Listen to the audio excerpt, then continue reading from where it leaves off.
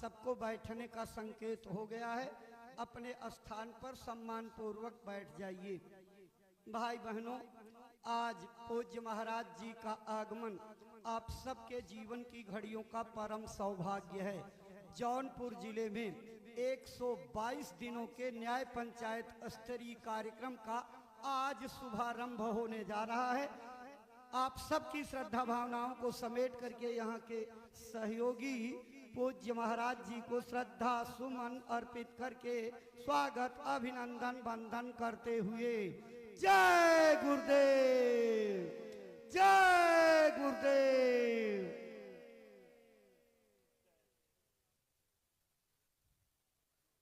इसके पश्चात स्थानीय संगत के जिम्मेदार और प्रेमी अपने श्रद्धा सुमन का हार पूज्य महाराज जी को अर्पित करके आप सबकी भावनाओं को लेकर के श्रद्धा सुमन अर्पित करके स्वागत अभिनंदन वंदन करते हुए और नीचे करिए जय गुरुदेव, जय गुरुदेव।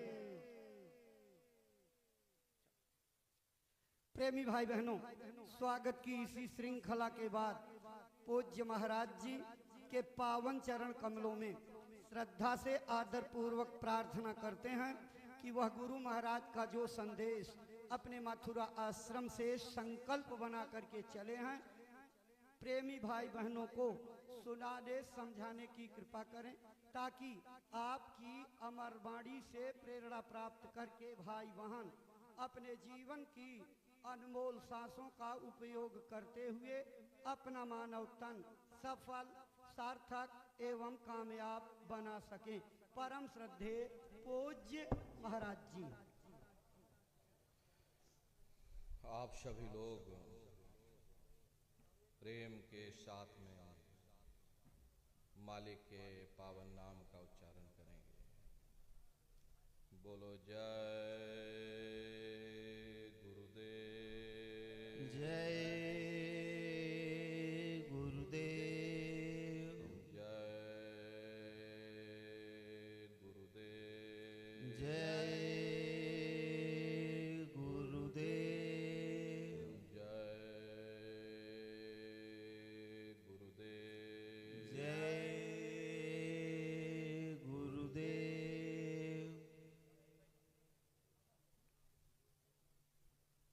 सर्वत्र विराजमान शब्द स्वरूप स्वामी जी महाराज के श्री चरणों में कोटि कोटि नमन प्रणाम करते हुए जौनपुर के इस पावन धरा पर सत्संग समारोह में पधारे हुए सभी सत्संगी धर्म प्रेमी भाई बहनों को सादर जय गुरुदेव। प्रेमी भाई बहनों, हम आप परम सौभाग्यशाली हैं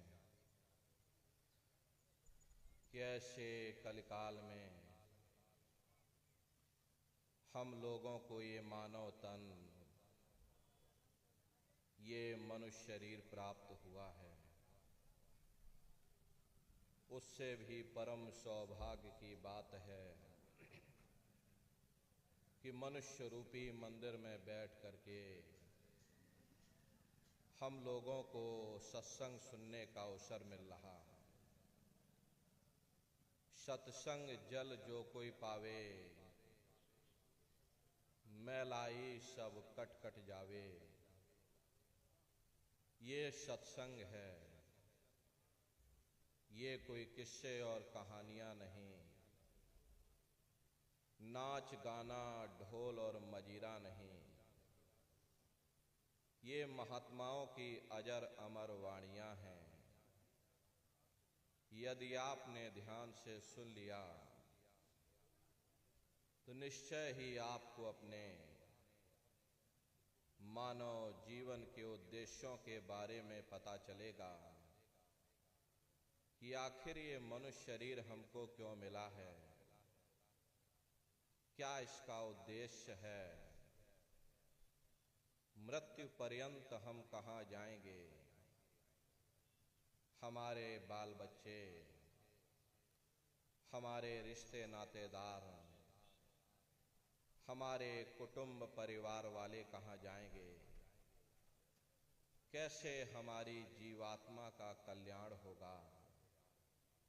इन सभी प्रश्नों की जानकारी आपको सत्संग के माध्यम से प्राप्त होगी।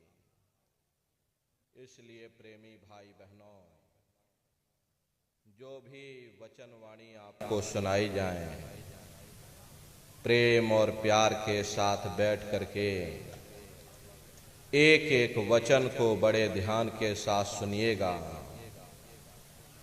महात्माओं के सत्संग में कभी किसी जात और बिरादरी, किसी कौम या मजहब या किसी भी व्यक्ति विशेष की कभी कोई निंदा, चुगली, आलोचना या किसी की यहाँ बुराई नहीं की जाती।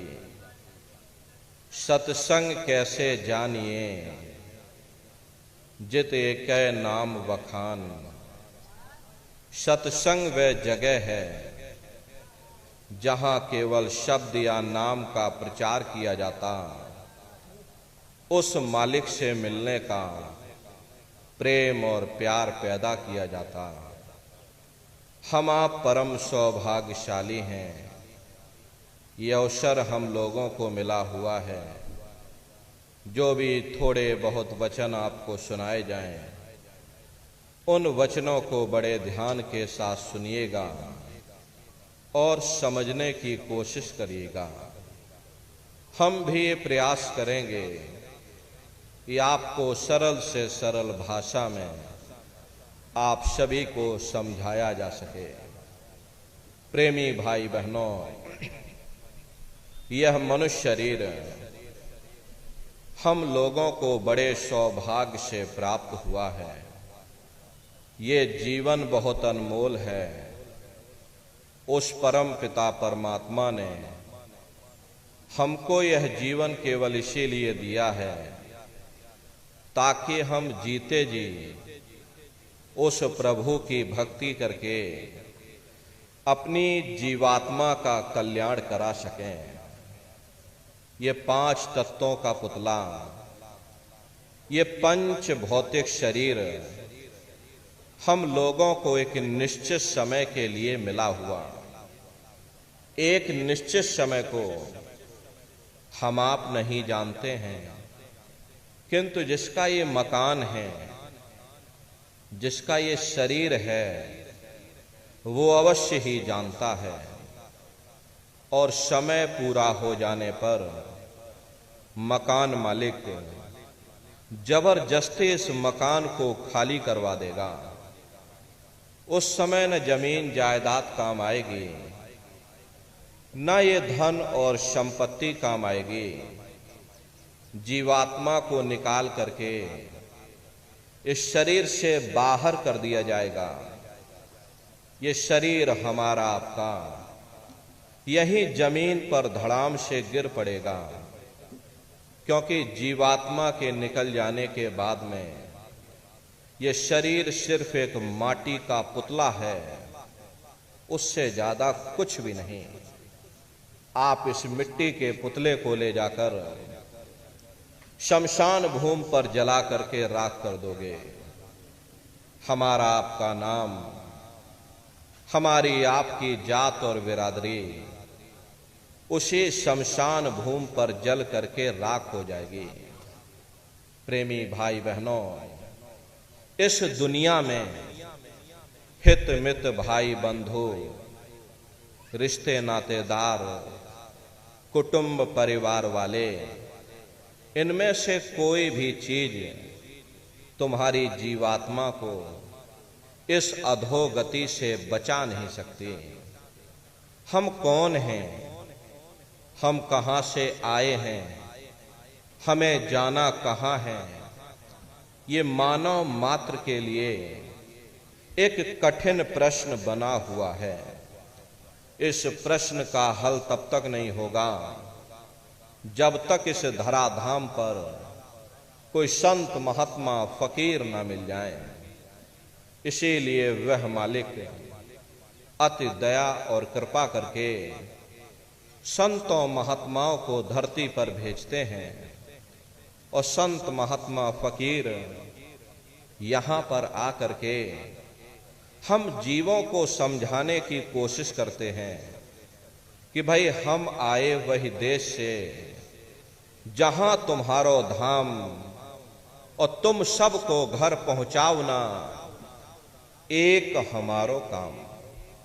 हम उसी देश से आए हैं जिस देश के तुम रहने वाले हो, परंतु तुम अपने सच्चे देश को छोड़ करके इस झूठे काल और माया के देश में फंस गए।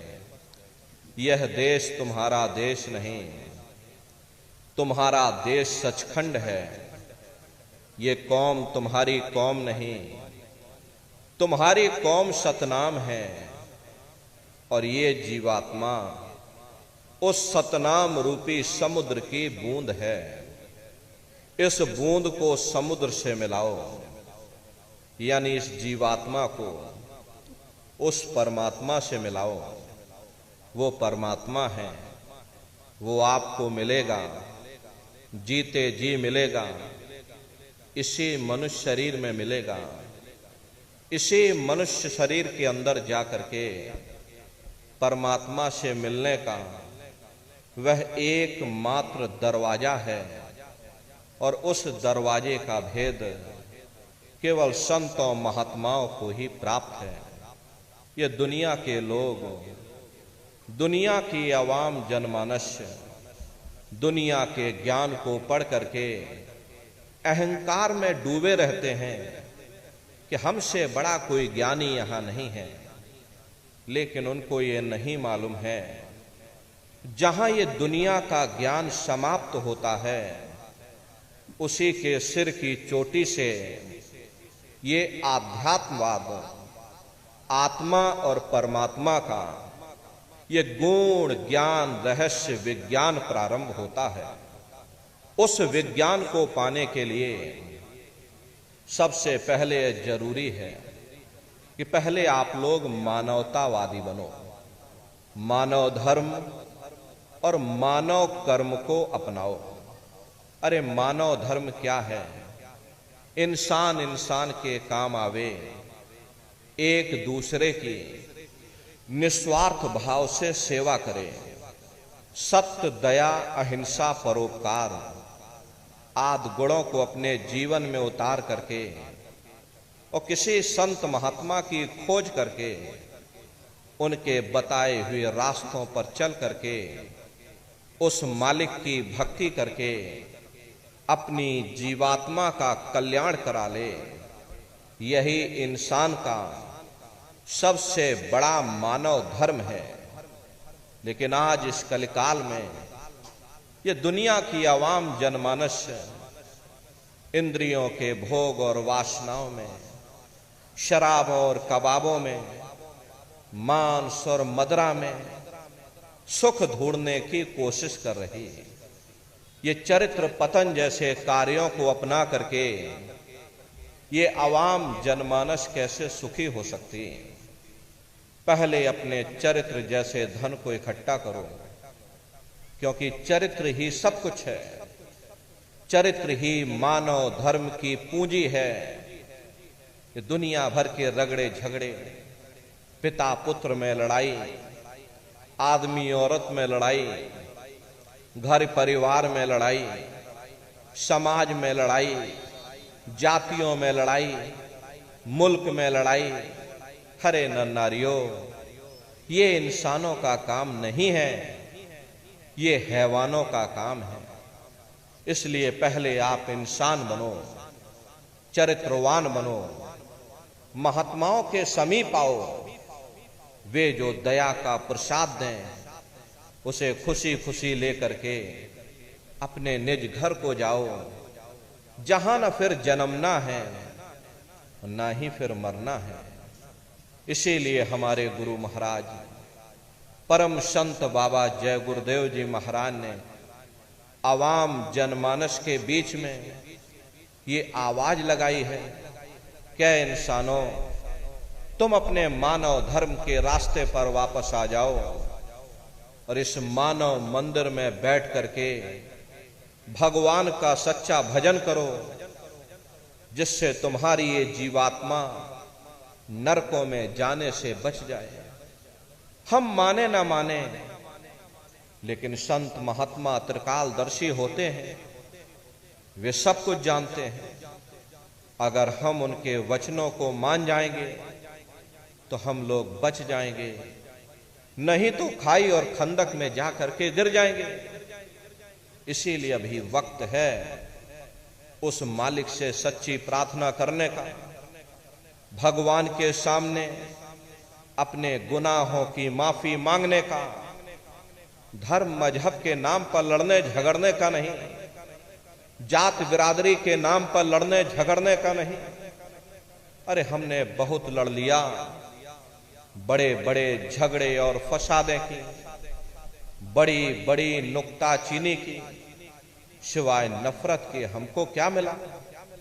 नफरत की ऐसी ज्वाला जली जिसमें घर जल गया, परिवार जल गया, समाज जल गई, जातियां जल गईं, अब सारा देश जल उठा। इसीलिए सारी मानवता बहुत थक गई। हर कोई ऐसी छांव चाहता है जहां उसे ठंडक मिले, शांति और सुकून मिले, और ये सब वहीं मिल सकते हैं जहां शांति के संदेश होते हैं, सुकून के संदेश होते हैं, मानव धर्म और मानव कर्म के संदेश होते हैं। और ये संदेश केवल संत महात्मा फकीर देते हैं जो समदर्शी होते हैं, जो समस्त जीवों के अंदर उस प्रभु के अंश को देखते हैं। ऐसे समदर्शी उन महात्माओं की खोज करो। ये मत देखना कि महात्मा किस जाति के हैं, महात्मा किस बिरादरी के हैं। अरे जातियां कर्म के अनुसार बनाई गई, जन्म के अनुसार नहीं। मनुष्य की एक ही जाति है, वो है मानव जाति।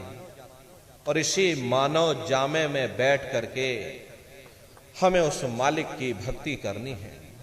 प्रेमी भाई बहनों, सुपच जाति के भंगी थे। रैदास जी महाराज जाति के हरजन थे। मीराबाई जाति की छत्राणी थी। अगर वे सब उस मालिक को प्राप्त कर सकते हैं तो आप भी उस मालिक को प्राप्त कर सकते हो। लेकिन बगैर महात्माओं के, बगैर गुरु के कोई भी जीव इस संसार समुद्र से ना कोई पार हुआ है और ना ही कोई हो सकता। ये समुद्र ऐसा है जिसके ना इस किनारे का पता, न उस किनारे का पता। कोई नहीं जान सकता है कि दुनिया कब बनी, कितनी बार प्रलय और महाप्रलय हो गई। लेकिन इतना जरूर मालूम है कि जिस दिन से दुनिया बनी है हम लोग यहीं पर भटका खा रहे। अगर इधर से हवा चली, नैया हमारी उधर चली गई, और कहीं उधर से हवा चल गई, हमारी नैया डगमगाते हुए इधर चली गई। न जाने कितने युग और कल्प बीत गए, लेकिन हमारी ये जीवन की नैया आज तक इस भवसागर से किनारे नहीं लगी। इसलिए न नारियों, सौभाग्य से वक्त का इतना बड़ा वरदान आपको मिला, ये मानव तन आपको मिल गया। न जाने किस महात्मा की दया हो गई, न जाने कौन से जन्म जन्मांतरों के शुभ पुण्य कर्म उदय हो गए जो आपको ये मनुष्य शरीर मिल गया। अरे अब की बार ये मौका मिल गया है, मिली नरदेह यह तुमको, बनाओ काज कुछ अपना, पचो मत या इस जग में, जानियो रैन का सपना। प्रेमी भाई बहनों, जैसे रात में हम लोग स्वप्न देखते हैं, हालांकि उस समय पर हमें स्वप्न सच मालूम पड़ता है, असली प्रतीत मालूम होता है, लेकिन जब हम लोग सुबह उठते हैं, जब हमारी आंखें खुलती हैं, तब हमें होश आता है, नहीं भाई हम तो स्वप्न देख रहे थे, ये सब भ्रम है। ठीक उसी प्रकार से ये दुनिया भी 10, 20, 100 साल का स्वप्न है। अब आप कहोगे हम जाग रहे हैं, परंतु प्रेमी भाई बहनों, ऐसा हरगिज नहीं है। जिस दिन मौत का वक्त आएगा, हम लोग रोएंगे, हाय हाय करके चिल्लाएंगे कि हाय हमने सारी जिंदगी यूं ही स्वप्न में गुजार दी, जागने का समय तो अभी आया था, जो कुछ करना था अभी करना था। लेकिन प्रेमी भाई बहनों, अब पछताए होत क्या जब चिड़िया चुग गई खेत। महात्मा प्रेम से जीवों को समझाते हैं कि भाई देह और गृह सब झूठा, भरम में काहे को खपना, ये घर बार हमारा अपना नहीं, अरे पराया देश है, ये सराय खाना है, ये मुसाफिर खाना है, ये शरीर भी तुम्हारा अपना नहीं, ये भी काल का पिंजरा है, किराए का मकान है, पराया मकान है। किसी को 40-50 साल के लिए मिला, किसी को 80, 90, 100 साल के लिए मिल गया। जितने जितने श्वास उस मालिक ने बख्शे हैं, उसे भुगतने के बाद में हमें शरीर को यहीं छोड़ जाना। श्वास दुधारा नित्य ही जारी, एक दिन खाली चाम। प्रेमी भाई बहनों, एक तालाब पानी से चाहे कितना भी क्यों ना भरा हो, आप एक छोटी सी दुनिया के कारोबार में हम आप उलझे हुए हैं। लेकिन जिस वक्त ये श्वासों का भंडार खाली होगा, अरे टेलीफोन खड़क जाएंगे, तार पहुंच जाएंगे, संदेश पहुंच जाएंगे, सब रिश्ते नातेदार, सब कुटुंब परिवार वाले, सब अड़ोस पड़ोस वाले मिनटों सेकंडों में इकट्ठा हो जाएंगे। प्रेमी भाई बहनों, जिस शरीर से तुम इतना प्रेम किया करते थे, साबुन से मल मल करके नहाते थे, उसे कोई एक रात भी घर में रखने को तैयार नहीं होता। कंधों पर लटका करके शमशान भूमि पर छोड़ करके आ जाते। हिंदू लोग तिनका तोड़ाते, जैसे तिनका टूट गया तेरा मेरा रिश्ता नाता टूट गया। मुसलमान, सिख या ईसाई लोग खाक की मिट्टी कब्र में डाल देते। जो मेरे लिए खाक की मिट्टी है, वह मेरे लिए तू है। प्रेमी भाई बहनों, जिन रिश्ते नातेदारों के खातिर, जिन कुटुंब परिवार वालों के खातिर आपने सारी जिंदगी गुजार दी, इतना इतना कष्ट सहा, इतनी इतनी मुसीबतें सही, मिनटों सेकंडों में आपसे रिश्ता नाता सबने तोड़ लिया। अरे मामूली कष्ट नहीं होता, मौत के समय में घन घोर पीड़ा होती है। जन्मत मरत दुसह दुख होई, सहजो बाई ने बयान किया है। इस सहजो मौत आईया, अंग अंग दिया तोड़, और हिया जरे छाती फटे, उठे पीर घन घोर। गुरु महाराज सत्संग में फरमाते थे कि जैसे 1,00,000 बिच्छू एक साथ मिल करके हमारे शरीर पर डंक मारें, उससे भी लाखों करोड़ों गुना ज्यादा मौत के समय में दर्द होता है। प्रेमी भाई बहनों, जब मृत्यु आती है तो किस तरह से प्राण निकलते हैं, प्राणों के निकलने की क्या प्रक्रिया होती है, पहले उसे आप अच्छी तरह से समझ लीजिए। सिमटत भांस श्वास उठ जावे, और प्राण पति जब सिमट समावे, उस समय हमारी ये श्वासें रुक जाती हैं, शरीर की चेतना नीचे से सिमटने लगती है, तो सबसे पहले गुदा चक्र टूटता है, क्योंकि गुदा चक्र में पृथ्वी का वास होता है। गुदा चक्र टूट करके ऊपर इंद्रिय चक्र में समा जाता, इंद्रिय चक्र में जल का वास होता, यानी जल ने पृथ्वी को घोल दिया। फिर जब इंद्रिय चक्र टूटेगा, ऊपर नाभि चक्र में समा जाएगा। ये नाभि चक्र में अग्नि का वास होता, यानी अग्नि ने फिर जल को सुखा दिया। ये नीचे से सिमटाव होता है, नीचे से ऊपर की ओर सिमटाव होता है। पैरों के तलवे से लेकर के ये सिर की चोटी तक सिमटाव होता। फिर जब ये नाभि चक्र टूटेगा तो ऊपर हृदय चक्र में समा जाएगा। हृदय चक्र में वायु का वास होता, यानी वायु ने अग्नि को सपुर्द कर लिया, अग्नि को अपने में समाहित कर लिया, और इस तरह से वायु ऊपर आकाश में उड़ गई। ये आंखों की पुतलियां ऊपर की ओर पलट जाती हैं, मुंह खुला का खुला रह जाता।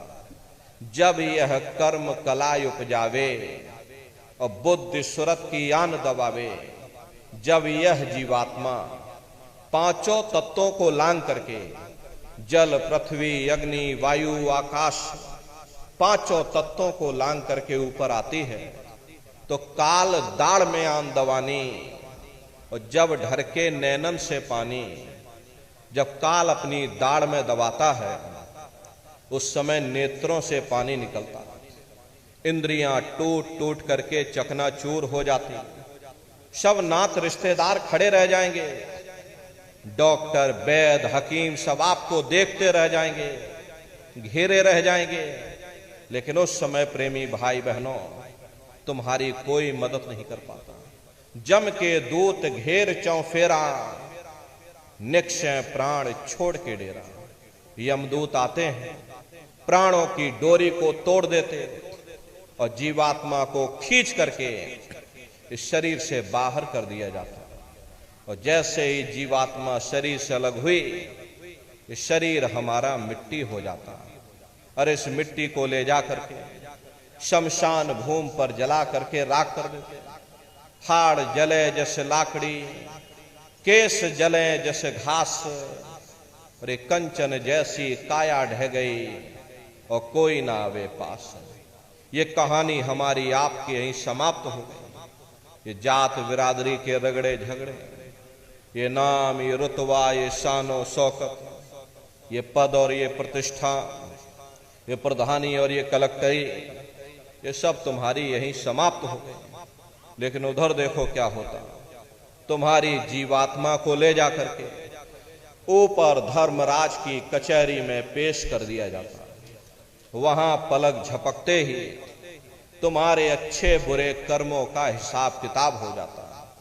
धर्मराज तुमको सजा सुना देते, ले जाओ इनको फलाने नरक में डाल दो, क्योंकि मैंने इनको मौका दिया था।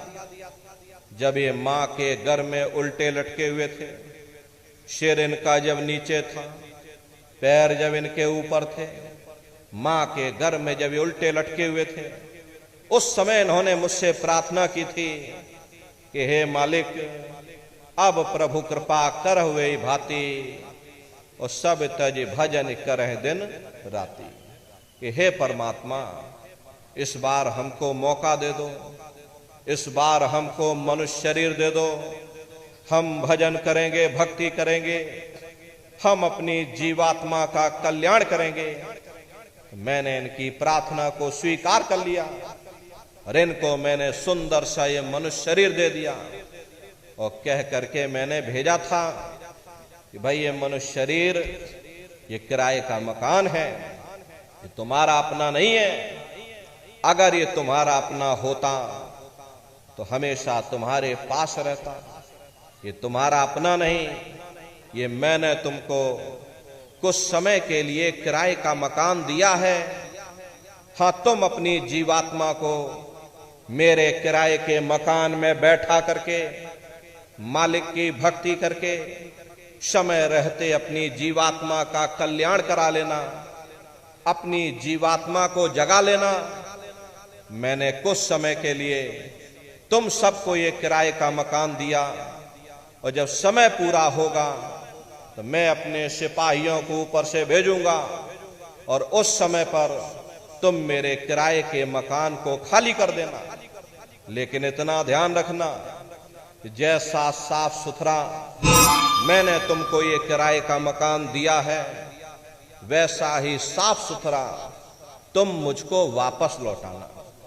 लेकिन किराए के मकान में बैठ करके इन्होंने बुरे खोटे पाप कर्म कर डाले। मेरे किराए के मकान को इन्होंने अपने कर्मों से गंदा कर दिया, इसलिए कर्मों की सजा इनको मिलेगी। ले जाओ इनको फलाने नरक में डाल दो। महात्मा कभी झूठ नहीं बोलते।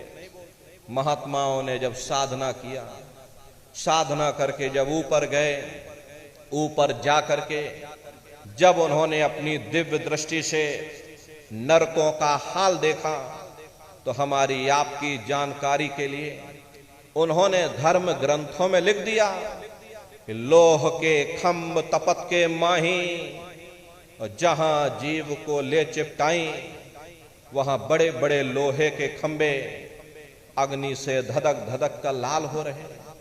ऐसे खोटे जीवों को उन्हीं तपते हुए खंभों के ऊपर लिटा दिया जाता। जीव हाय हाय करके चिल्लाता है, तड़फ तड़फ जीव जुलम बुखारी, और तपत खंभ दुख उपजे भारी। असहनीय वेदना होती है, असहनीय दुख और दर्द होता है। जीव वहां रोता और चिल्लाता रहता। लाखों लाख योजन मील तक तुम्हारे रोने चीखने चिल्लाने की आवाज वहां गूंजती है, लेकिन प्रेमी भाई बहनों, वहां कोई तुम्हारी पुकार सुनने वाला नहीं, कोई तुम्हारी दर्द भरी आवाज को सुनने वाला नहीं। ये दुर्दशा क्यों हो गई? क्योंकि हम लोग मनमुखी हो गए, मन के कहे पर चलने लग गए। मन के कहे पर चल करके बुरे खोटे पाप कर्म करने लग गए। कर्मों का ये जखीरा अंबार के अंबार हमने अपने सिर पर लाद लिए। आज उन्हीं कर्मों का हम आप भोग पा रहे हैं। प्रेमी भाई बहनों, महात्मा कहते हैं कि भाई नर के अनेक और हैं, कहां लग कहूं बखान, दुख भुगते यह जीव जो जाने जो भोग समान।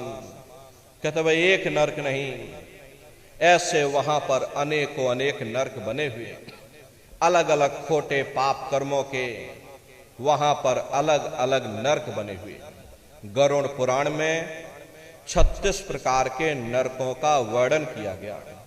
कुंभी नरक निदान यह है, पड़े जीव जग जाए, सिर समेत डूबा रहे, सदा नरक के माही। कुंभी कहते हैं घड़े के आकार का बड़ा विशाल नरक वहां बना, दुनिया भर का मवाद उसमें भरा पड़ा, जीवों को ले जाकर उसी में डाल दिया जाता। कुंभी नरक कल्प लो वासा, मुख में नरक नाक में श्वासा। कल्प लो वासा यानी 1000 चौकड़ी युग का एक कल्प होता है, और कल्प लो वासा यानी युगों युगों तक ये जीव नरकों की सजा को भोगता रहता। नरकों की सजा भोगने के बाद में इन्हीं जीवों को सीधे मनुष्य शरीर नहीं दिया जाता, बल्कि ले जाकर के 4 खान 84 लाख योनियों में डाल दिया जाता। जैसे बच्चा होता है, अब बच्चा पहले कक्षा 1 पास करेगा, फिर कक्षा 2 में जाएगा। ऐसे ही प्रेमी भाई बहनों, वहां पर भी पूरा चैनल बना हुआ। नरकों की सजा भोगने के बाद में इन्हीं जीवों को 4 खान 84 लाख योनियों में डाल दिया जाता है। ये 4 खान 84 लाख योनियां ये कोई मामूली योनियां नहीं होती। 4 खान का मतलब होता है अंडज पिंडज उपमज स्थावर। ये 4 खाने होती हैं। पहली श्रेणी तो इन पेड़ पौधों की आती है जिनके अंदर पानी का तत्व मौजूद होता है। अरे कभी ये भी मनुष्य हुआ करते थे, लेकिन आज अपने कर्मों का ये भोग पा रहे। एक जगह पर पेड़ बनके खड़े हुए। दूसरी श्रेणी कीड़े मकोड़ों की आती है, जिनके अंदर पृथ्वी और अग्नि का तत्व मौजूद होता है। तीसरी श्रेणी पंछियों की आती है। चौथी चौपाए जानवरों की आती है।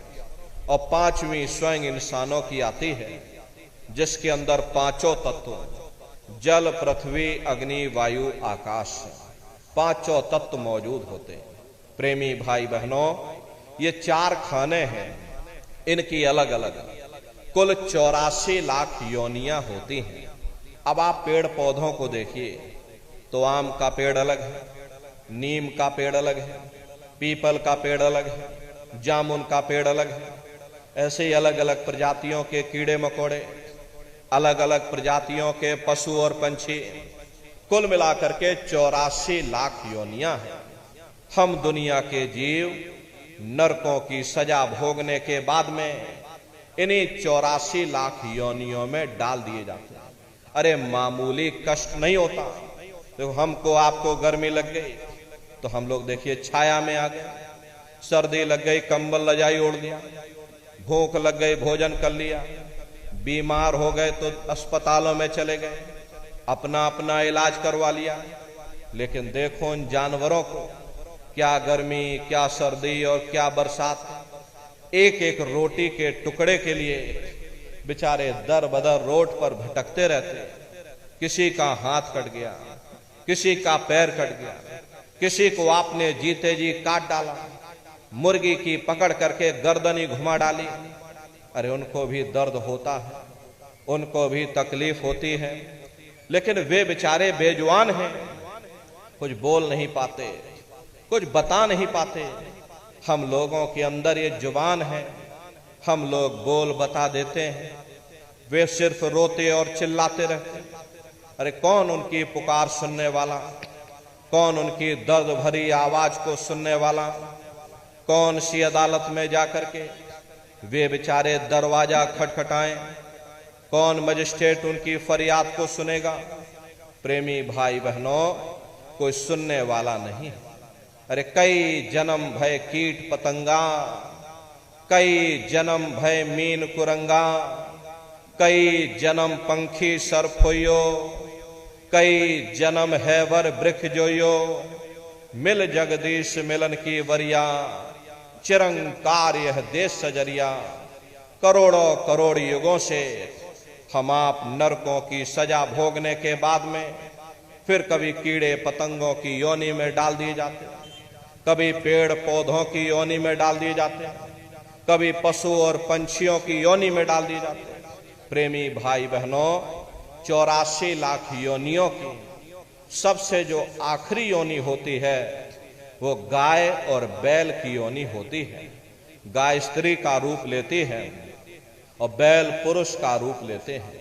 ये 84 लाख योनियों की सबसे आखिरी योनि यानी कि अंतिम पायदान होता है। उसके बाद तब जाकर के हम लोगों को दोबारा फिर से मनुष्य शरीर प्राप्त होता।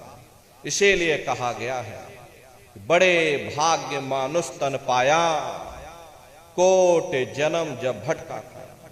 कोटान कोट युग युगांतर तक अलग अलग योनियों में भटकने के बाद में बड़े सौभाग्य से तुम लोगों को ये मनुष्य शरीर प्राप्त हुआ है। प्रेमी भाई बहनों, देवी देवता भी यही तो महात्माओं ने लिखा है कि बड़े भाग्य मानुष तन पाया, सुर दुर्लभ सदग्रंथ ही गाया।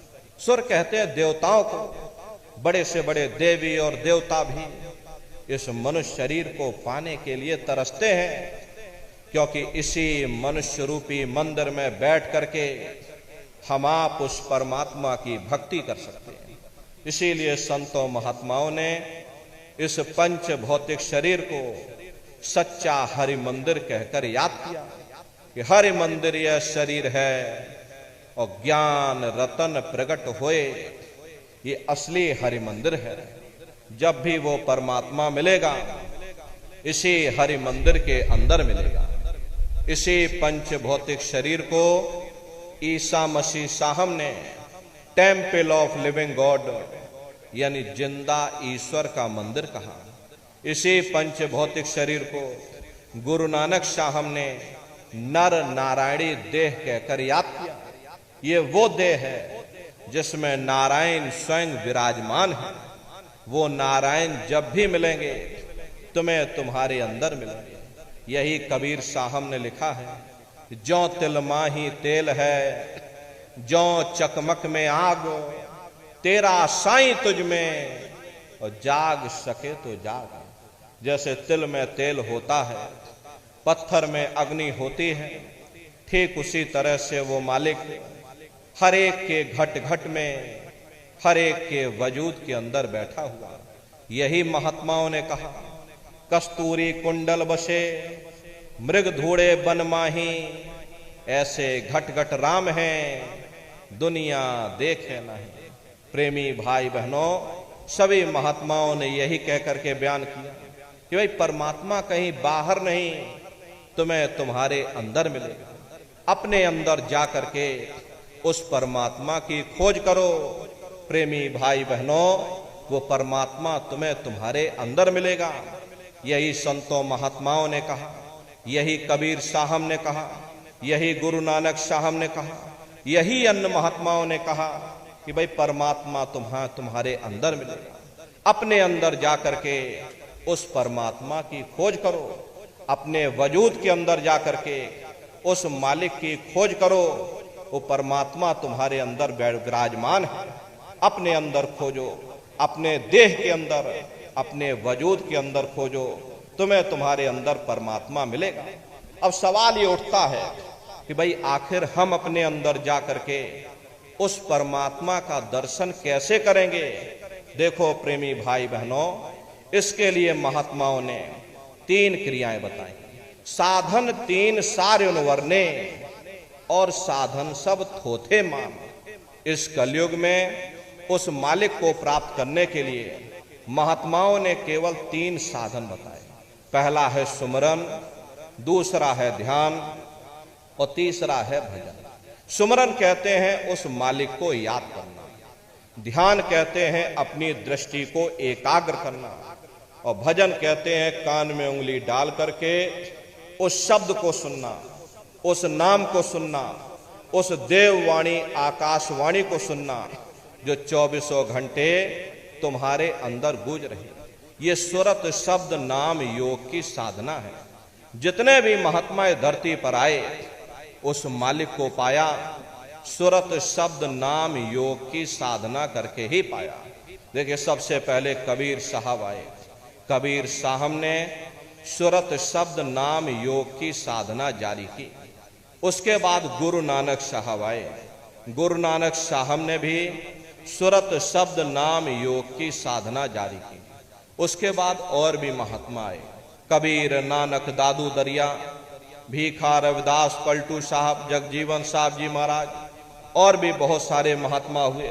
आप चित्रकूट में चले जाइए, देखिए गोस्वामी जी महाराज जिन्होंने रामचरित्र मानस बनाई, उन्होंने भी उस मालिक को पाया तो सुरत शब्द नाम योग की साधना करके ही पाया। आप राजस्थान की धरती पर चले जाइए, देखिए मीराबाई हुई, सहजोबाई हुई, उन्होंने भी उस मालिक को पाया तो सुरत शब्द नाम योग की साधना करके ही पाया। प्रेमी भाई बहनों, ये सुरत शब्द नाम योग की साधना है। इस साधना की 3 क्रियाएं हैं।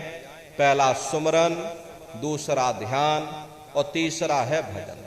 सुमरन कहते हैं मालिक को याद करना, ध्यान कहते हैं अपनी दिव्य दृष्टि को खोलना, और भजन कहते हैं कान में उंगली डाल करके उस शब्द को सुनना, उस नाम को सुनना, उस देववाणी आकाशवाणी को सुनना जो 24 घंटे तुम्हारे अंदर दिन रात गूंज रही है। तो कैसे आप लोग सुमरन करोगे, कैसे आप लोग ध्यान करोगे और कैसे आप लोग भजन करोगे? बहुत से नए प्रेमी भाई बहन यहाँ बैठे हुए हैं, तो सुमरन ध्यान भजन कैसे करना है जरा बैठ करके आप सभी लोग अच्छी तरह से समझिएगा और फिर घर पर जा करके करिएगा। तो सबसे पहले सुमरन कैसे किया जाएगा? सुमरन करने के लिए एक माला आप लोग ले लीजिएगा। ये देखिए प्रेमी भाई बहनों, 108 दाने की ये माला है। अपने अपने घरों में बैठ करके बाहर से अपनी आंखों को बंद कर लेना और दोनों आंखों के मध्य भाग में अपने ध्यान को रोक करके और दाने दाने पर जय गुरुदेव नाम का उच्चारण करिएगा। हर दाने पर जय गुरुदेव नाम, हर दाने पर जय गुरुदेव नाम, जय गुरुदेव जय गुरुदेव जय गुरुदेव जय गुरुदेव, कुल 108 बार करिएगा। दोबारा इसी जगह फिर वापस आ जाओगे। जब आप जय गुरुदेव नाम का उच्चारण करोगे तो दोनों आंखों के मध्य भाग में अपने ध्यान को रोक करके और दाने दाने पर जय गुरुदेव नाम का उच्चारण करिएगा। जिसको आप याद कर रहे हो, एक समय ऐसा आएगा वो अंतर में तुम्हारे सामने प्रकट हो जाएगा। उसके स्वरूप को देख लेना, फिर उसी के स्वरूप को याद करके जय गुरुदेव नाम का सुमरन सभी नए प्रेमी भाई बहन करिएगा। दोबारा फिर यहीं से जय गुरुदेव नाम का सुमरन, तीसरी बार फिर यहीं से जय गुरुदेव नाम का सुमरन, चौथी बार फिर यहीं से जय गुरुदेव नाम का सुमरन। इस तरह से कुल 8 बार जय गुरुदेव नाम का सुमरन सभी नए प्रेमी भाई बहन करिएगा। और 8 बार करने के बाद में ये माला आप रख देना। प्रेमी भाई बहनों, ये जय गुरुदेव नाम किसी साधारण इंसान का नाम नहीं है, ये स्वयं उस अनामी महाप्रभु का नाम है। समय समय पर संत महात्मा फकीर अपने अपने समय पर आकर के अपनी साधना के द्वारा उस मालिक के नाम को जगाते हैं, उस मालिक के नाम को सिद्ध करते हैं। जैसे कबीर साहब आए, कबीर साहब ने साहिब नाम सिद्ध किया। गुरु नानक साहब आए, गुरु नानक साहब ने वाह गुरु नाम सिद्ध किया। गोस्वामी जी महाराज आए, गोस्वामी जी महाराज ने राम नाम सिद्ध किया। मीराबाई आई, मीराबाई ने गिरधर नाम सिद्ध किया। सूरदास जी महाराज आए तो सूरदास जी महाराज ने श्याम नाम सिद्ध किया। इसी तरह से हमारे गुरु महाराज जय गुरुदेव नाम सिद्ध करके गए। जय गुरुदेव नाम का जहाज लगा कर गए। अगर इस जहाज पर सारी दुनिया बैठेगी, जहाज सारी दुनिया को पार करेगा। एक है साध है सब सद है, सब साध है सब जाए। पहले अपने गुरु की उंगली पकड़ लो, क्योंकि गुरु तुम्हारा सच्चा रहबर है। गुर बिन भव निज तरह न कोई, बगैर गुरु के तुम्हारी ये जीवात्मा इस भव सागर से पार नहीं जा सकती। गुरु गोविंद दो खड़े काके लागू पाई, बलिहारी गुरु आपने जिन गोविंद दियो बताई। महिमा उन्हीं की है जिन्होंने उस गोविंद को लखा दिया। इस संसार में हमारे 3 तरह के गुरु होते हैं।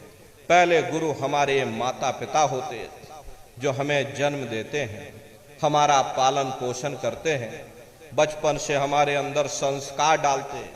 ये माता पिता हमारे पहले गुरु होते।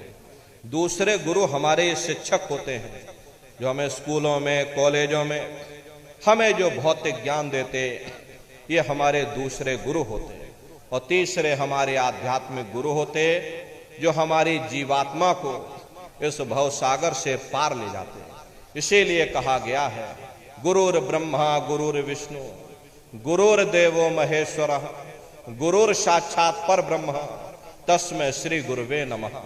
3 लोक 9 खंड में गुरु से बड़ा न कोई, कर्ता करे न कर सके और गुरु करें सोहरी। इसलिए प्रेमी भाई बहनों, साधना करने से पहले जय गुरुदेव नाम का सुमरन सभी नए प्रेमी भाई बहन करिएगा। और सुमरन करने के बाद में फिर आप लोग ध्यान पर बैठिएगा। दूसरा है ध्यान। ध्यान कहते हैं दृष्टि को एकाग्र करना, अपनी दिव्य दृष्टि को खोलना, अपने तीसरे नेत्र या यूं कह लीजिए इस शिव नेत्र को खोलना। तो कैसे आप लोग ध्यान करोगे, जरा अच्छी तरह से समझ लीजिए। अपने अपने घरों में पलथी मार करके आप लोग बैठिएगा, शरीर को टाइट मत करना। बहुत से प्रेमी ये गलती कर देते हैं कि ध्यान के समय पर अपने शरीर को बिल्कुल टाइट कर देते हैं।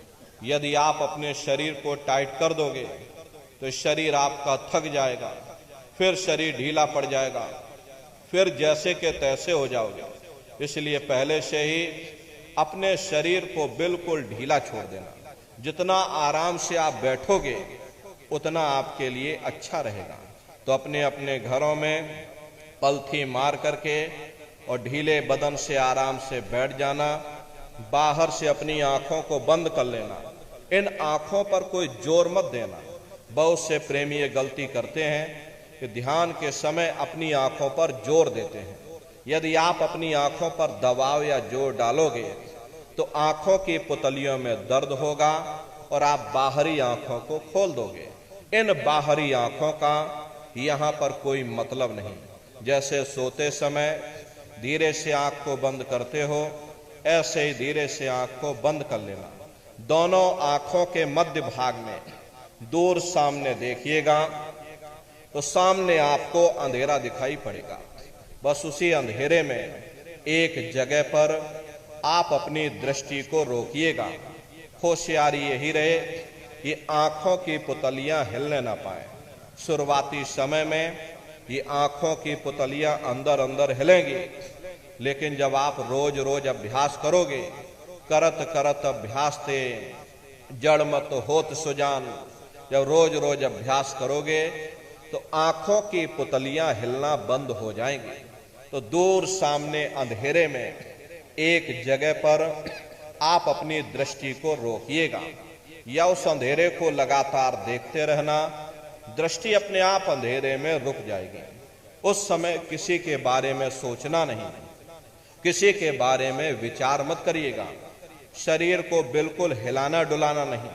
शून्य होकर के, शांत चित्त होकर के बस सामने उस अंधेरे को लगातार देखते रहो। देखते देखते देखते देखते एक समय ऐसा आएगा कि आपकी ये दृष्टि उस अंधेरे में रुक जाएगी। और जैसे ही आपकी दृष्टि अंधेरे में रुकेगी तो सुई की नोक के बराबर काले में भी काला बिंदु, बड़ा चमकीला बिंदु होगा। तारे की तरह चम चम चम चम चमकेगा।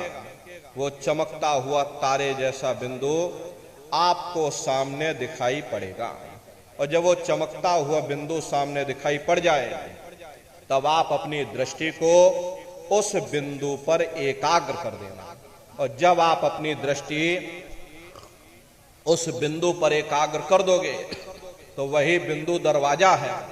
वो दरवाजा खुल जाएगा, ये शिव नेत्र खुल जाएगा, ये दिव्य दृष्टि खुल जाएगी और आप दरवाजे के अंदर दाखिल हो जाओगे। एक बार प्रेमी भाई बहनों ये दिव्य दृष्टि खुल जाए, फिर क्या भूत, क्या भविष्य, क्या वर्तमान, कोई भेद आपसे गुप्त नहीं रहेगा। लाखों वर्ष पहले क्या हुआ था, भविष्य में क्या होने वाला है, आप अपने अपने घरों में बैठ करके भूत, भविष्य और वर्तमान को देख सकते हो। प्रेमी भाई बहनों, यह है ध्यान करने का तरीका। एक बार फिर से आप लोग समझ लीजिए कैसे आपको ध्यान करना है। अपने अपने घरों में पलथी मार करके बैठ जाना। बाहर से अपनी आंखों को बंद कर लीजिएगा और दोनों आंखों के मध्य भाग में दूर सामने देखिएगा। सामने आपको अंधेरा दिखाई पड़ेगा। बस उसी अंधेरे में एक जगह पर आप अपनी दृष्टि को रोकिएगा। होशियारी यही रहे उस समय आंखों की पुतलियां हिलने ना पाए।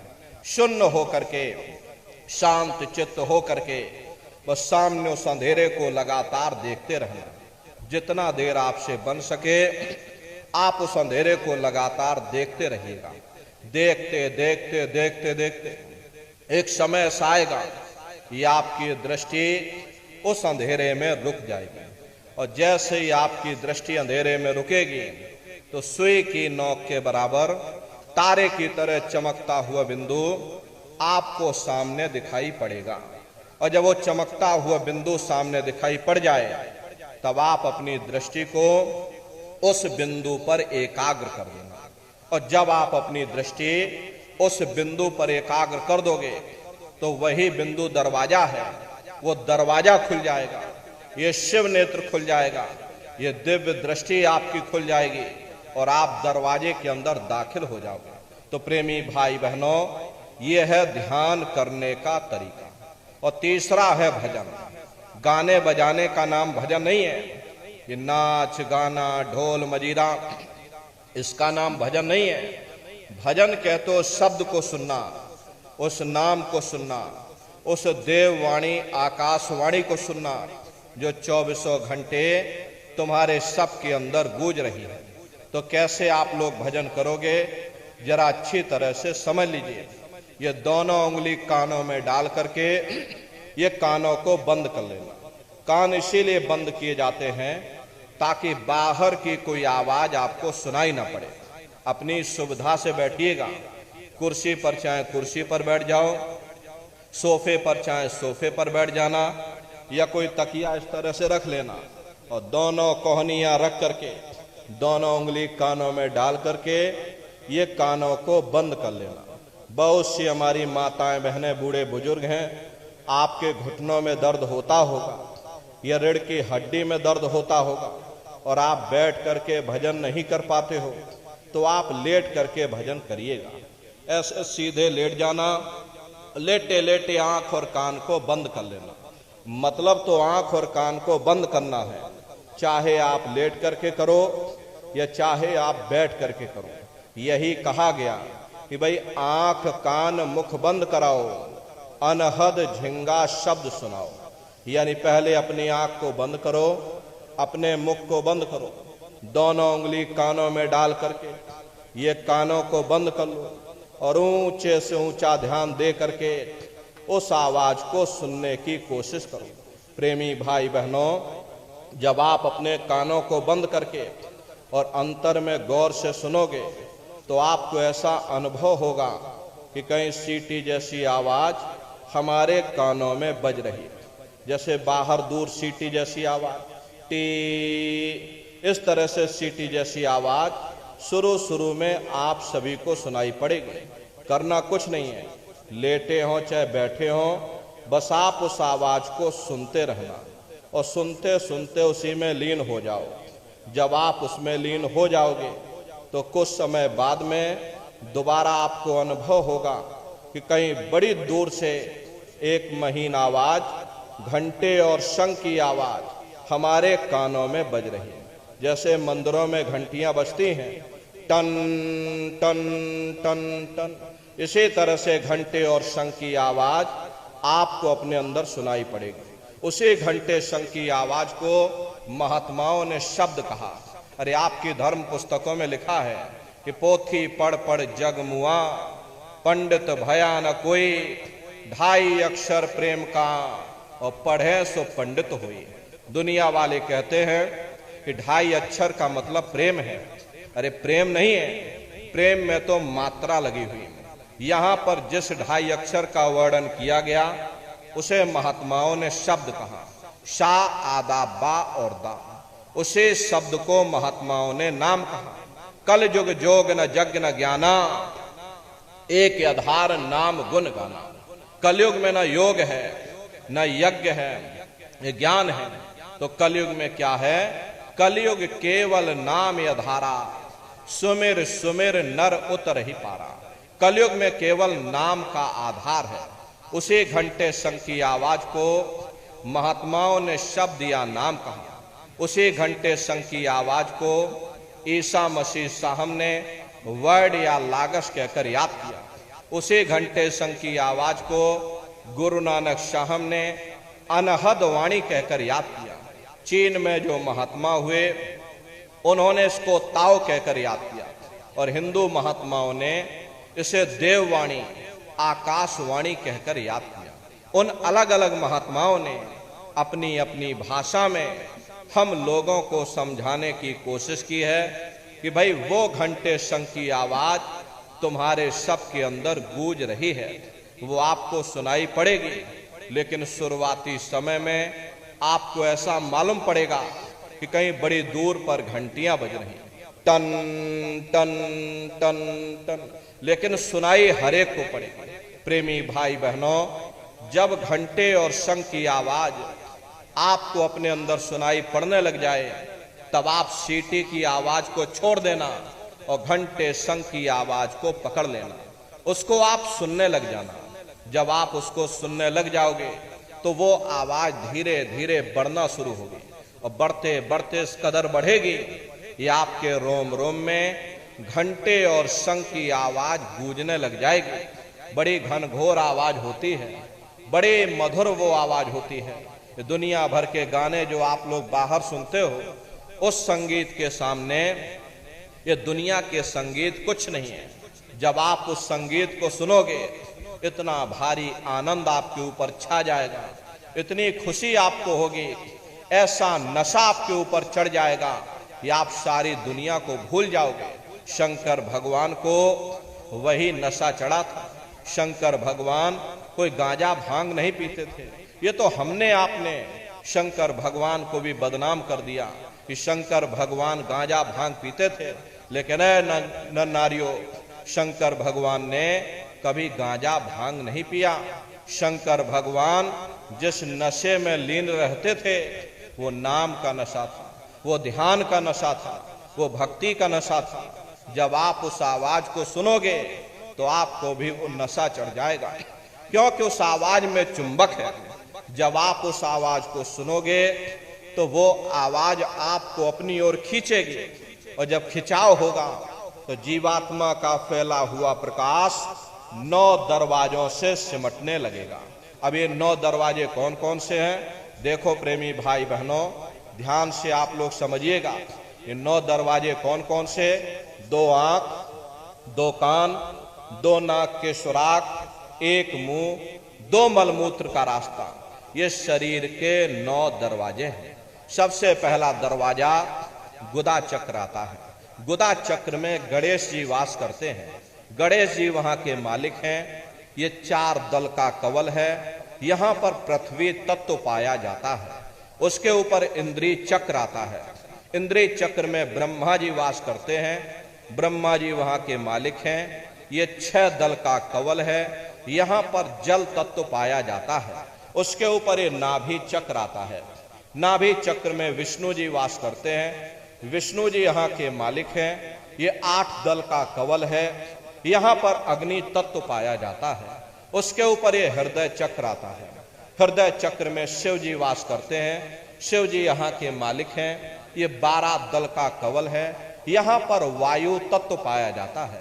वास्तव वो ऊपरी मंडलों में, ऊपरी लोकों में वास करते हैं, लेकिन उनका प्रकाश, उनकी किरणें इन चक्रों पर पड़ती हैं। इसी के ऊपर एक कंठ चक्र आता है।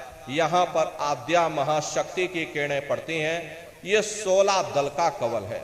और आप सबसे ऊपर, तुम्हारी जीवात्मा सबसे ऊपर दोनों आंखों के मध्य भाग में बैठी है, जहां पर ये देवियां बिंदी लगाती हैं और पुरुष जहां पर ये टीका लगाते हैं। ये बिंदी और टीका यहाँ पर हम लोग इसीलिए लगाते हैं क्योंकि यहीं पर हमारी जीवात्मा बैठी है, उसका श्रृंगार किया जाता है। ये 10वां द्वार है जहां पर तुम्हारी जीवात्मा बैठी है। इसी को 10वां द्वार कहते हैं। अरे आप लोग रोज चौपाई गाते हो कि मंगल भवन या मंगल हारी, द्रवं सुदशरथ अजर बिहारी। इसका अर्थ जरा समझने की कोशिश करो।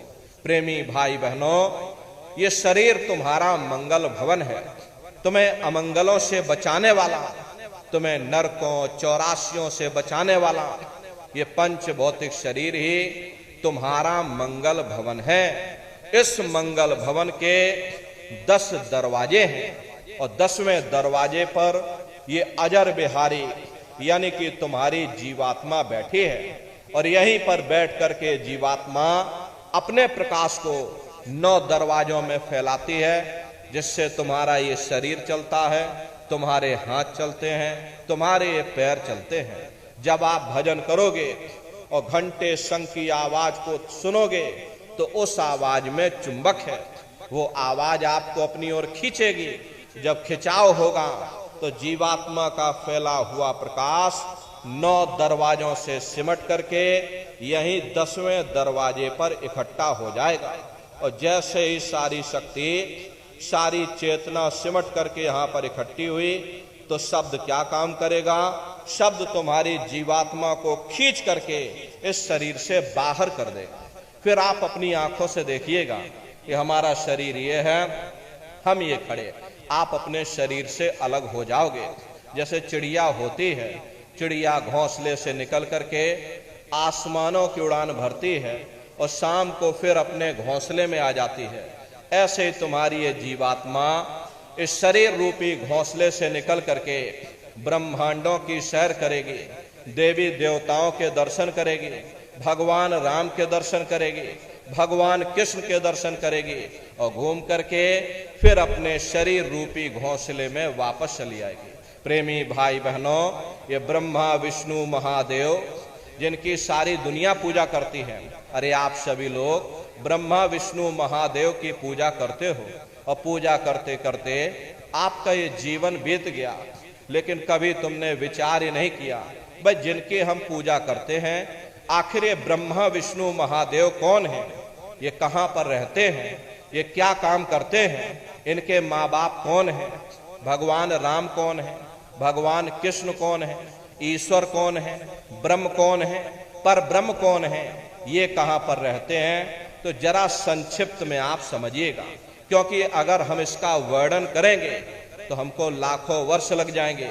एक लोक का वर्णन नहीं हो सकता, इतने विशाल लोक इस आसमान के ऊपर बने हुए। लेकिन संक्षिप्त में हम आपको बता रहे कि किन किन मंडलों को पार करते हुए तुम्हारी ये जीवात्मा अपने 5वें मंडल पर यानी कि सचखंड में पहुंचेगी। रास्ते में कौन कौन से देश मिलेंगे, उस देश के कौन कौन से राजा मिलेंगे, तो जरा संक्षिप्त में आप समझ लीजिए। प्रेमी भाई बहनों, जब आप भजन करोगे और जब घंटे और शंख की आवाज को सुनोगे तो उसी घंटे शंख की आवाज को पकड़ करके ये जीवात्मा ब्रह्मांडों की चढ़ाई करती है। पलक झपकते है जीवात्मा खरबों योजन ऊपर चली जाती है। ये चांद सूरज सितारों को पार करने के बाद में सबसे पहले जो आपको लोक मिलेगा उसे महात्माओं ने शिवलोक कहा। शिवलोक तमोगुणी स्थान है, वहां के मालिक शिव जी हैं, वो पार्वती जी के साथ उस लोक में विराजमान है। चैतन्य धार जो ऊपर से नीचे आ रही है, जिसे महात्माओं ने गंगा कहा, वह अपना केंद्र बिंदु इसी शिवलोक को बनाती है। प्रेमी भाई बहनों, शिव जी के ऊपर जब फिर से घंटे शंख की आवाज को पकड़ोगे, फिर जब आप ऊपर चढ़ोगे, उसी के ऊपर ब्रह्मा जी का लोक आएगा। ब्रह्मा जी का लोक वो रजोगुणी स्थान है, वहां के मालिक ब्रह्मा जी हैं। वो गायत्री सावित्री और सरस्वती के साथ उस लोक में विराजमान है। और ब्रह्मा जी का दर्शन करने के बाद में फिर घंटे शंख की आवाज को पकड़ करके फिर जब आप ऊपर चढ़ोगे, उसी के ऊपर विष्णु लोक आएगा। विष्णु लोक वो सतोगुणी स्थान है, वहां के मालिक विष्णु जी हैं। उनका बड़ा मनमोहक स्वरूप है, उनकी 4 भुजाएं हैं और चारों भुजाओं में शंख गदा पद्म और चक्र सुशोभित है। और आप क्षीर सागर में लक्ष्मी जी के साथ विराजमान हैं। ये तीनों देवता ब्रह्मा विष्णु और महादेव अपने अपने लोक में बैठ करके राज कर रहे। एक रचयिता है जो हम जीवों को रचता है, एक पालनहार है जो हम जीवों को पालता है, एक संहार करता है जो हम जीवों को नष्ट कर देता। एक का काम है शरीर को बनाना, एक का काम है शरीर की सुरक्षा करना, एक का काम है शरीर को नष्ट कर देना। इनकी जो माता हैं वो आद्या महाशक्ति हैं। ब्रह्मा विष्णु महादेव लोक के ऊपर वो आद्या महाशक्ति का लोक आता है। प्रेमी भाई बहनों, उसी लोक को पार करने के बाद में सबसे पहला देश पड़ता है जिसे महात्माओं ने सहस दल कवल कहा। वहां के जो मालिक हैं वो निरंजन भगवान हैं। ये ब्रह्मा विष्णु महादेव ये निरंजन भगवान के ही पुत्र हैं। और ये आद्या महाशक्ति देवी दुर्गा ये निरंजन भगवान की प्रेमी भाई बहनों पत्नी हैं। निरंजन भगवान, उन्हीं को त्रिलोकीनाथ कहा जाता है। हिंदू उन्हीं को परमात्मा कहते हैं, उन्हीं को ईश्वर कहा जाता है। प्रेमी भाई बहनों, निरंजन भगवान का जो स्वरूप है वो ज्योतिष स्वरूप है। हजार बाती की अखंड ज्योति वहां पर बराबर जल रही। अरे हम आप यहाँ पर ज्योत जलाते हैं, इस ज्योत में तेल की जरूरत पड़ती है, बाती की जरूरत पड़ती है, लेकिन वो अखंड ज्योति वहां पर ऐसी जल रही जिसमें ना तेल की जरूरत है और ना बाती की जरूरत है। महात्माओं ने लिखा है, उल्टा कुआं गगन में, तिसमें जरे चिराग, तिसमें जरे चिराग, बिना रोगन बिन बाती, 6 ऋतु 12 मास, जरत रहे दिन राती, सतगुर मिले जो होए, ताहि की नजर में आवे, और बिन सतगुर नहीं कोई, वाह को दर्शावे। वो अखंड ज्योति ऐसी है जिससे पूरा ब्रह्मांड प्रकाशवान हो रहा। जितनी भी अवतारी शक्तियां आई, भगवान राम आए, राम को वहीं से नीचे उतारा गया। इसीलिए उस देश को अयोध्या नगरी या कौशलपुर देश कहा जाता। प्रेमी भाई बहनों, उसी के ऊपर ब्रह्म देश आता है और ब्रह्म देश के ऊपर पर ब्रह्म देश आता। उसी के ऊपर प्रेमी भाई बहनों, ताके परे धाम सतनामा और 3 बजे सतलोक ठिकाना। सोहंग देश के ऊपर वो 5वां देश आता, जिसे महात्माओं ने सचखंड देश कहा। तो प्रेमी भाई बहनों, ये सुमरन, ध्यान और भजन 3 क्रियाएं आपको बताई गई। नित्य नियम से आप सभी लोग करिएगा। और देखो प्रेमी भाई बहनों, हमारी आपसे प्रार्थना है कि आप सभी लोग शाकाहारी रहिएगा, क्योंकि हमारे गुरु महाराज ने शाकाहार पर विशेष जोर दिया। गुरु महाराज हमारे कहते थे, ए बच्चे बच्चियों, तुम लोग शाकाहारी रहना, शाकाहार का प्रचार करते रहना, इससे से देश और दुनिया में भारी परिवर्तन होगा। परिवर्तन कोई कानून बनाने से नहीं, परिवर्तन कोई आंदोलन करने से नहीं, परिवर्तन कोई तोड़ फोड़ करने से नहीं होगा। परिवर्तन तब होगा जब लोगों के विचार बदलेंगे, लोगों की भावनाएं बदलेंगी, और विचार जब बदलेंगे जब लोगों का खान पान शुद्ध होगा। क्योंकि देसी कहावत है, जैसा खाए अन्न वैसा होए मन। जब इंसान पशुव्रती भोजन करेगा तो उसकी बुद्धि स्वतः ही पशुओं जैसी हो जाएगी। फिर जिस शराब के नशे में माँ बहन बेटी की पहचान खत्म हो जाए, उस शराब को पी करके यह कैसे पता चलेगा कि क्या अच्छा और क्या बुरा है। यही कारण है कि आज घर समाज में दुनिया भर के अत्याचार और दुनिया भर के व्यभिचार फैले हुए। अरे हम लोग देखिए मंदिर बनवाते हैं, उन मंदिरों में नहा धो करके जाते, कहते भाई परमात्मा के रहने की जगह है, हमको नहा धो करके जाना चाहिए, फूल अगरबत्ती ले जाना चाहिए। लेकिन प्रेमी भाई बहनों, हम लोग अपने इस मानव मंदिर को, इसमें हाड़ मांस के लोथड़े डालते हैं, इसमें शराब के कतरे डालते हैं। अपने बनाए हुए मंदिर की हम आप कद्र करते और परमात्मा के बनाए हुए इस मानव मंदिर को हमने गंदा कर दिया तो सख्त सजा मिलेगी। पंडाल को पकड़ के रखना। महात्माओं ने लिखा है कि तिल भर मच्छी खाए के कोट गौ दे दान, और काशी करवट जा मरे और निश्चय नरक निदान। यदि तिल भर भी मच्छी खा करके फिर चाहे कोटान कोट गौओं का दान करो और काशी में जाकर के मत्था रगड़ते रगड़ते अपना पूरा जीवन वहां गुजार दो, फिर भी हमको हमारे गुनाहों की सजा मिलेगी, कोई बच नहीं सकता। क्योंकि ये कर्म भूमि है, यहाँ तुम जैसा कर्म करोगे वैसा फल तुमको मिलेगा। देखिए इस कर्म भूमि पर कृष्ण भगवान तक नहीं बच पाए। उस समय बाली को छिप करके बाण मारा, वही बाली कृष्ण अवतार में बहेलिया बन करके आ गया। कृष्ण भगवान के पैरों में पद्म चमकता था, हिरण की आंख समझ करके बहेलिये ने निशाना मार दिया, और जब पास में आकर के देखा कृष्ण भगवान थे, अफसोस करने लगे। लेकिन कृष्ण भगवान ने उसको समझाया कि भाई इसमें तुम्हारा कोई दोष नहीं, उस समय हमने तुमको मारा, आज तुमने हमको मार दिया, हमारा तुम्हारा अदला बदला पूरा हो गया। कर्म प्रधान विश्व रच राखा, जो जस करे सो तस फल चाखा। ये कर्मों का ऐसा देश है, यहाँ तुम जैसे बीज बोगे वैसे ही फसल काटोगे। इसलिए प्रेमी भाई बहनों, हमारी आपसे प्रार्थना है कि आप सभी लोग शाकाहारी रहिएगा और शाकाहार का प्रचार अपने अपने क्षेत्रों में बराबर आप लोग करते रहिएगा। देखिए, हमारे गुरु महाराज ने अपने गुरु की याद में मथुरा दरबार में इतना विशाल मंदिर बनवाया है। पूज्य दादा गुरु महाराज का विशाल मंदिर हमारे गुरु महाराज ने मथुरा दरबार में बनाया है। उन्हीं की याद में 28 नवंबर से और 2 दिसंबर तक प्रेमी भाई बहनों भंडारे का कार्यक्रम मथुरा दरबार में होने जा रहा। तो आप सभी प्रेमी भाई बहन दादा गुरु महाराज के भंडारे के कार्यक्रम में सब परिवार सादर आमंत्रित हैं। आप लोग पधारिएगा। सुमरन, ध्यान और भजन बराबर आप सभी लोग करते रहना। देखिए, 122 दिवसीय आध्यात्मिक वैचारिक जन जागरण जौनपुर जिले में ये कार्यक्रम होने जा रहा। आज तो इसकी शुरुआत है और बरसात का देखिए मौसम आ गया, लेकिन इसी तरह से बराबर थोड़ी थोड़ी दूरी पर ये कार्यक्रम बराबर होते रहेंगे।